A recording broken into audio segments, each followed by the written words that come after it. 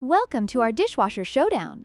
Today, we're comparing two popular models, the Hermitlux countertop dishwasher and the Midea MDF18A1ABB built-in dishwasher. We'll look at their features, specifications, and help you decide which one is the best fit for your kitchen. Let's dive in.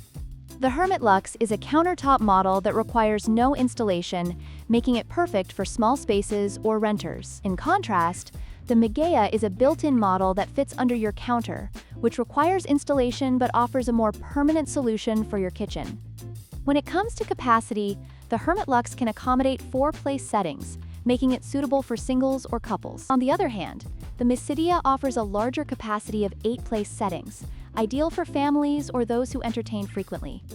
In terms of price, the Hermitlux is more budget-friendly at around $342, while the Midea is priced at $459. This price difference reflects the additional features and larger capacity of the Midea, which may be worth considering based on your needs.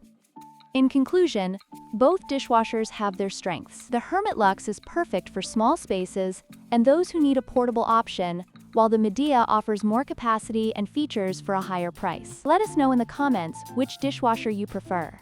Don't forget to like, share, and subscribe for more comparisons.